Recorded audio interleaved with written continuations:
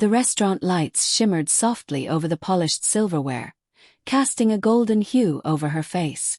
My wife, Rachel, looked beautiful that night. Not in the casual, everyday way she did when her hair was messy and she was making coffee in one of my old shirts, but in a way that felt deliberate. Almost too deliberate. I noticed it the moment she stepped out of the car. The red dress. The perfume she hadn't worn in years. The way she'd checked her reflection twice before walking toward me. It was our 10th anniversary. I'd spent weeks planning the evening. Reservations at her favorite restaurant, the same place I'd proposed to her. A small velvet box in my pocket held a bracelet engraved with the words, "Still us." But as we sat across from each other, clinking glasses of wine, something was off. Her smile didn't reach her eyes. Her laughter felt rehearsed. Then halfway through dinner she said it. "I want to spend the night with Derek." She said it so calmly I thought I'd misheard. The words didn't fit the setting. The soft music, the glow of candlelight, the faint scent of roses between us. It felt like the world had cracked open right in the middle of that elegant restaurant. I set my fork down slowly. "I'm sorry, what?" She looked me dead in the eyes. "I said I want to spend the night with Derek." I felt the blood drain from my face. Derek. My best friend. My only real friend, truth be told. The man who'd been my best man at our wedding, who'd helped us move into our first home, who came over for football nights and barbecues like family. At first I laughed, because that's what the mind does when it refuses to accept the impossible. "You're joking, right?" I asked, trying to keep my voice steady. "Please tell me this is some kind of weird anniversary prank." But she didn't laugh. She didn't even flinch. Her voice was quiet, almost trembling. "I've been thinking about him.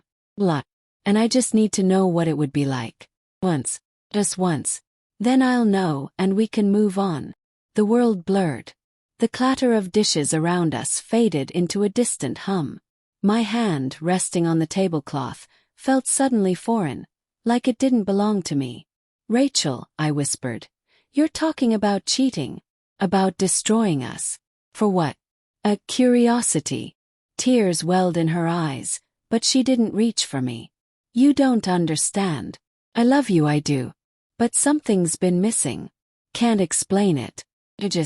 I need to know if it's me. If I'm broken. Or if we are." For a long moment I couldn't speak. Because what do you say when the person you've built your entire world around looks at you and says your love isn't enough? Finally I stood up. "I can't do this here." I left a stack of bills on the table and walked out into the cold November night, the air biting against my skin. She followed me, calling my name, but I couldn't turn around. Not yet. That night I didn't go home. I drove aimlessly until the city lights blurred into streaks. I ended up at the lake we used to visit when we were dating.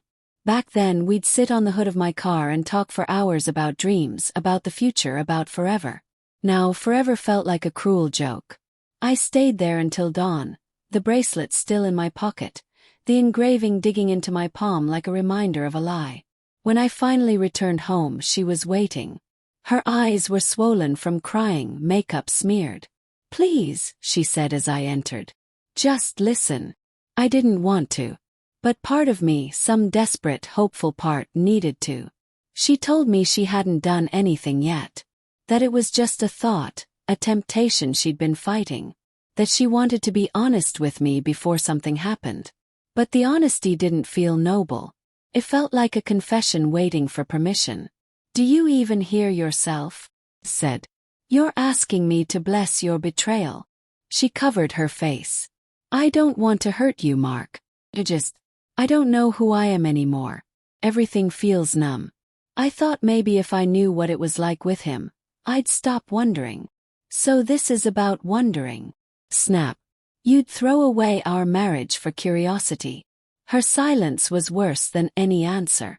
That was the first night I didn't sleep in our bed. Days passed in heavy silence. We lived like ghosts, sharing a house, not a life. I'd catch her staring at her phone, quickly locking it when I walked in. My mind filled in the blanks with every ugly possibility. Then one evening I came home early from work. Her car was in the driveway, but the house was too quiet. And then I heard it. A muffled laugh. A man's voice. Coming from upstairs.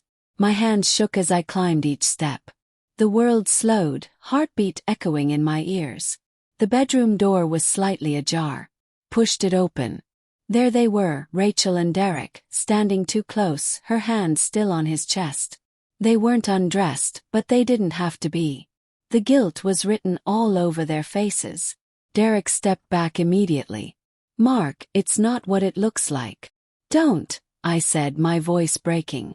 "Don't insult me like that." Rachel's eyes filled with tears.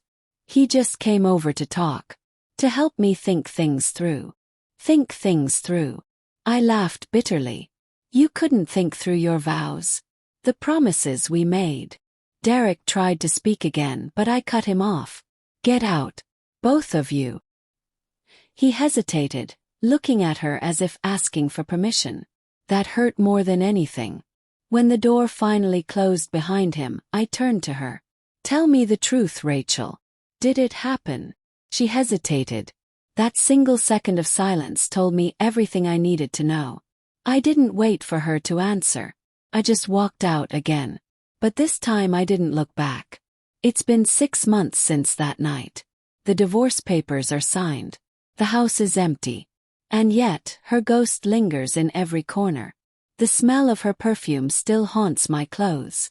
Her laughter still echoes in the back of my mind when I least expect it. People tell me time heals. Maybe they're right. But what they don't say is how slowly it kills you in the process.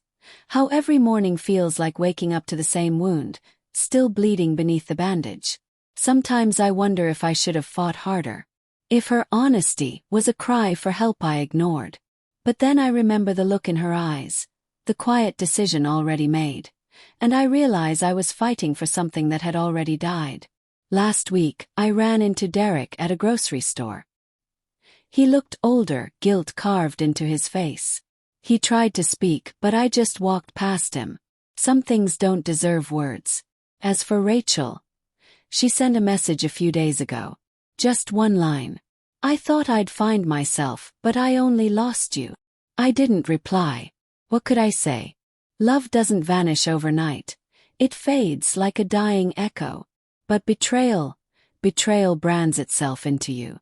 I still keep the bracelet in my drawer. Still us. 2 words that once meant forever. Now they're just a reminder that even the strongest love can shatter in a single night. And when it does, nothing is ever truly us again.